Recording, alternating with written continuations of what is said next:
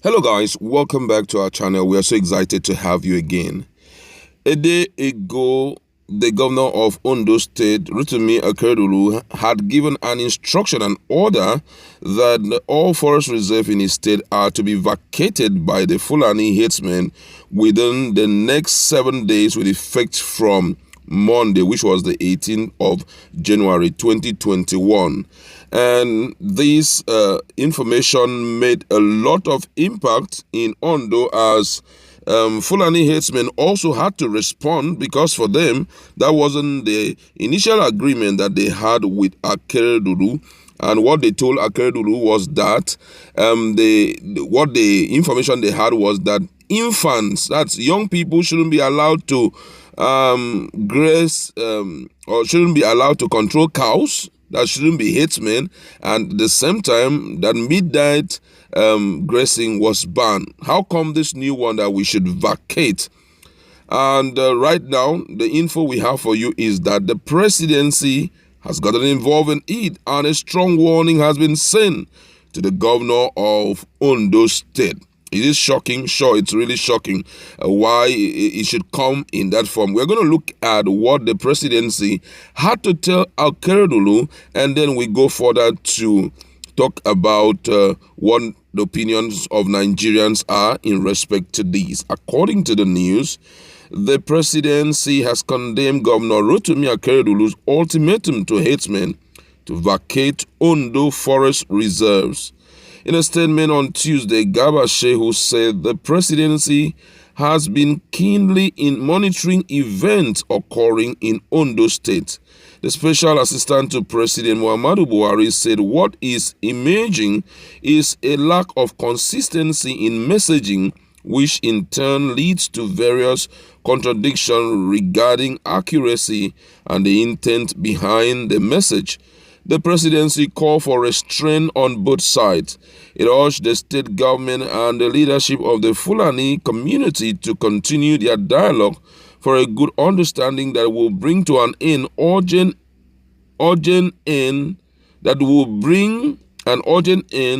the nightmarish security challenges. Shehu said Akeredolu, being a senior advocate of Nigeria and a former president of the Nigerian Bar Association (NBA), has fought crime in his state with passion and commitment. It will be the least expected to unilaterally hoist thousands of herders who have lived all their lives in the state on account of infiltration of the forest by criminals. If this were to be the case, right groups will be right in expressing worries that the action could set off a chain of events which the makers of our constitution foresaw and tried to guard against. We want to make it clear that kidnapping, banditry, and rustling are crimes, no matter the motive or who is involved. But to define crime from the nameplates, as a number of commentators have erroneously done, which group they belong to, the language they speak, their geographical location, or their faith, is atavistic and cruel. We need to delink terrorism and crimes from ethnicity, geographical origin, and religion to isolate the criminals who use their interchange of argument to hinder law enforcement effort to the only way to deal effectively with them. The president, who swore to defend the constitution, has spoken against the indigenous people of Biafra (IPOB) in asking citizens of northern origin to leave. He did not spare the group based in Sokoto, Muslim Solidarity Forum, which asked the Bishop of Sokoto to leave and is prepared to do all that the law permits to protect citizens all over the country in their choice of where they wish to reside and are treated as equal citizens. Shehu said the Ondo and all states must draw clear lines between criminals and the law-abiding citizen. He added that beyond law and order, the fight against crime is also a fight for human value, which are fundamental to Nigerians. This is a serious one.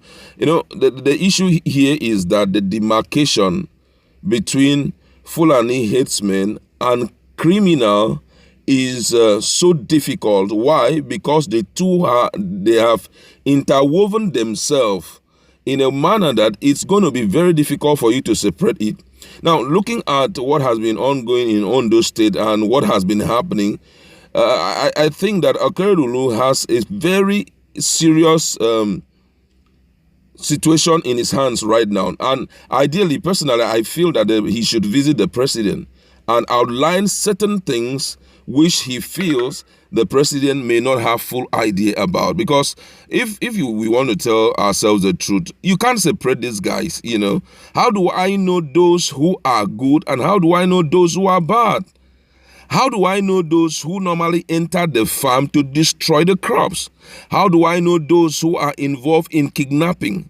How do I know those who are involved in banditry and all other heinous crimes when they are living in the same environment?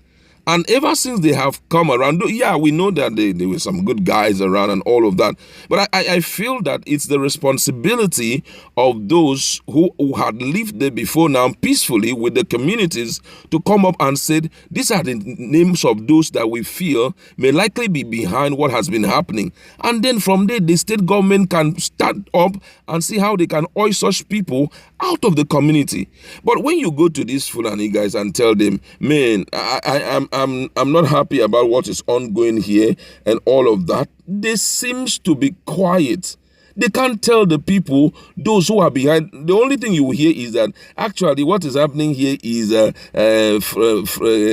Marudas from Katsina, from Zamfara, who came in here at one time or the other to carry out that. But unfortunately, these people are living with them. Do you understand? So the president to come up and said that the Akeredolu is linking crime with, you know, ethnicity, with religion and the likes is not true. These guys are not helping matters. I feel that at this point, if you feel that the decision taken by the state governor is inimical to you guys, go meet him. Sit down and say, sir, these are the list of people that I can vouch for. The other people, I do not know them. If you want to hoist them out, I can show you where they are. You can bring military so that they can take them off, because I cannot, validate that they are good and they are not involved in the criminal activities going on. We can't be losing people every year, every month. We can't watch our own people, their only source of livelihood, which is farming, especially in those local areas, in the hinterlands. Their only source of livelihood is farming. We can't watch them die. Do you understand? That's why Akeredolu is taking this thing. For me, I'm sorry to say that I'm disappointed at what Shehu just said, because he seems not to really understand what the people have been going through. Fulani headsmen have been involved in all manner of heinous crime, and nobody will want to hang around them except those who have been arrested are prosecuted. That's the only thing that can make somebody stay around them. Go to every part of Nigeria and ask questions. You will hear that these guys are horrible, they are terrible. When they come into your environment, they want to hijack the environment, and if they try to hijack it and they notice that it is not possible, what do they do next? They will make sure that they use these nefarious activities like kidnapping, banditry, raping of women to put fear among the people so that possibly they can leave the environment for them. And I feel that Akeredolu should stand his ground at this point and let the president understand that being the chief executive officer of my state, I can't watch these guys continue to humiliate my people like this. I think that's the ideal thing. Let him go to, Aso Rock, meet with the president one-on-one, spell out certain things out, let him understand that they can't continue like this, except certain things are done effectively, corrected once and for all. I'd like to leave it there. Go to our comment section, let's interact. What's your position on the words or on the statement made by President in respect to what Akeredolu has done? Let's interact.